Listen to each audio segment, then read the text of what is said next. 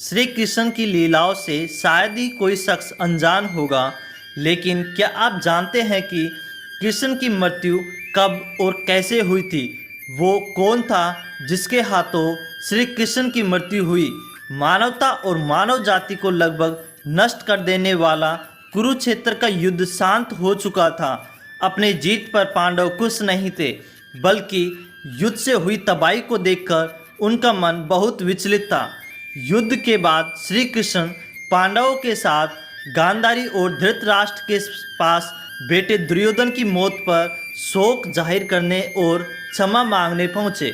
दुर्योधन का खून में लथपथ शरीर और अंधे माँ बाप की आंखों से आंसुओं की बाढ़ से पांडवों का भी दिल भर आया था। गांधारी पांडवों को छोड़ श्री कृष्ण को दुर्योधन की मौत का असली जिम्मेदार मानने लगी।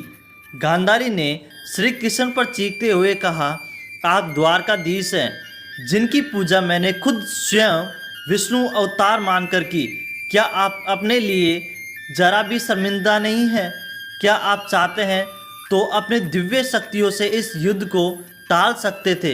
बेटे की मौत पर आंसू बहाने वाली एक माँ का दुख तुम खुद अपनी माँ देवकी से जाकर पूछो, जिसने अपने 7 बच्चों को अपनी आंखों के सामने मरते देखा है।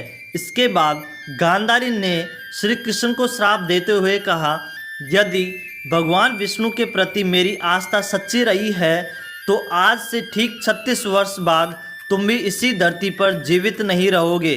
द्वारका तबाह हो जाएगा और यादव वंश का हर इंसान एक दूसरे का खून का प्यासा हो जाएगा। यह कहकर गांधारी श्री कृष्ण के चरणों में गिर गई और रोने लगी।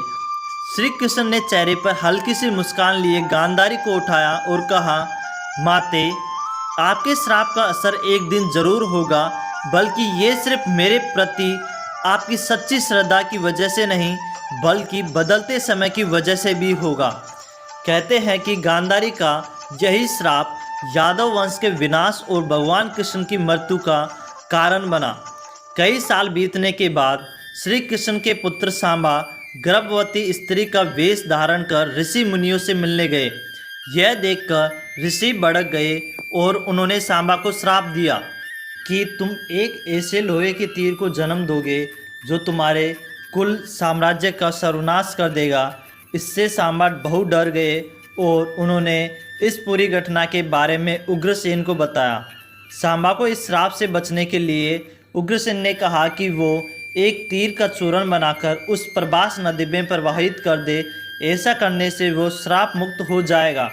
जिस इलाके में इस चूर्ण को जमा किया गया था वहाँ एक खास प्रकार की घास उगाई। यह देखकर उग्रसेन ने कहा कि यादव राज्य में किसी भी प्रकार के नशीले पदार्थों का उत्पादन और वितरण नहीं किया जाएगा। इसके बाद द्वारका में बहुत बेहद अशुभ संकेत देखे गए, जिसमें सुदर्शन चक्र, श्री कृष्ण का शंख, उनका रथ और बलराम के हल का अदृश्य हो जाना शामिल है। द्वारका में अपराध और पाप बढ़ने लगे थे। यह देख श्री कृष्ण परेशान हुए और उन्होंने अपनी प्रजा से प्रभास नदी के तट पर जाकर पापों का प्रायश्चित करने का आग्रह किया। द्वारकावासी वहां जाकर मदिरा के नशे में चूर एक दूसरे से लड़ने लगे। गांधारी के श्राप से के अनुसार यादव वंश के सभी लोग आपस में लड़कर मर गए। इस घटना के कुछ समय बाद श्री कृष्ण एक पेड़ के नीचे योग समाधि ले रहे थे। इसी दौरान जरा नाम का एक शिकार वहां हिरन की तलाश में आ गया। जरा ने कृष्ण के हिलते हुए पैरों को हिरन समझा और तीर चला दिया। इसके बाद शिकारी श्री कृष्ण के पास पहुंचा और अपनी गलती के लिए उसने क्षमा मांगने लगा। तब श्री कृष्ण ने उन्हें सांत्वना दी और बताया कि कैसे उनकी मृत्यु निश्चित थी। श्री कृष्ण ने कहा, त्रेता युग में लोग मुझे राम के नाम से जानते थे। राम ने सुग्रीव के बड़े भाई बाली का छिपकर वध किया था। अपने पिछले जन्म की सजा उन्हें इस जन्म में मिली है। दरअसल जरा ही पिछले जन्म में बाली था। यह कहकर श्री कृष्ण ने अपना शरीर त्याग दिया और श्री कृष्ण की मृत्यु को ही कलयुग की शुरुआत माना जाता है।